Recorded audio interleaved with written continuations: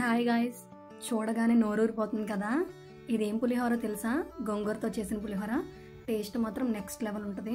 Recent టైంలో ఇది నా ఫేవరెట్ లిస్ట్లోకి యాడ్ అయిపోయింది. ప్రాసెస్ మీకు కూడా చెప్పేస్తాను. వీడియోని స్కిప్ చేయకుండా లాస్ట్ వరకు అయితే చూడండి. నేను ఫస్ట్ అయితే రైస్ పెట్టేసుకున్నాను. రైస్ అయిపోయేలోపు ఈ గోంగూరని సెపరేట్ చేసుకుంటాను.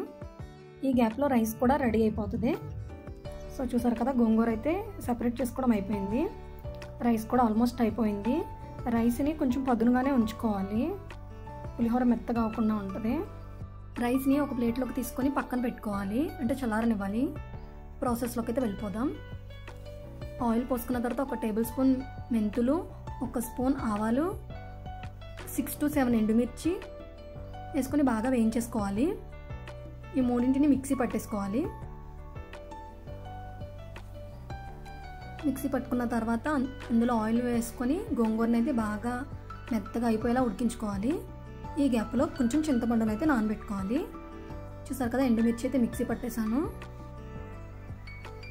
గోంగూర కూడా మెత్తగా దగ్గరికి అయిపోయింది. గోంగూరను కూడా మిక్సీలో వేసేసుకొని మిక్సీ పట్టేసుకోవాలి. ఇలా పేస్ట్ని ఆయిల్ వేసుకొని ఆన్లో బాగా వేయించేసుకోవాలి. నూనె సెపరేట్ అయ్యేంత వరకు వేయించుకోవాలి, గోంగూర పచ్చివాసన పోయేంత వరకు. ఈ చింతపండు రసం ఉంది కదా, గుజ్జుని సెపరేట్ చేసుకొని గోంగూరలో మిక్స్ చేసేసుకోవాలి. 1 స్పూన్ పసుపు కూడా యాడ్ చేయండి. ఇందులో చూసారు కదా, కొన్ని పల్లీలు అయితే యాడ్ చేశాను. ఒక 2 స్పూన్లు పచ్చిశనగపప్పు,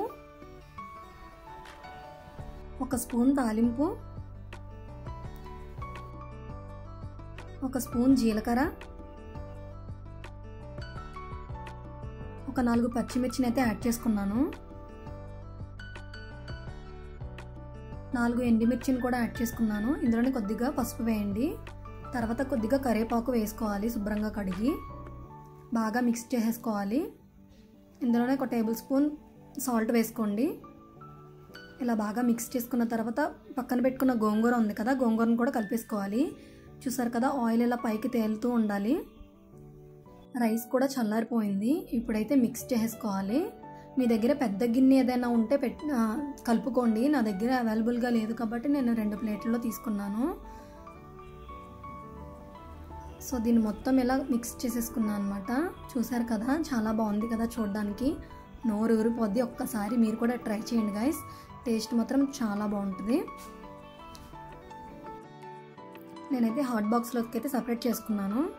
ప్లీజ్ గైస్, నచ్చితే లైక్ చేయండి, షేర్ చేయండి, సబ్స్క్రైబ్ చేయండి. మన ఛానల్ని మాత్రం సపోర్ట్ చేయండి.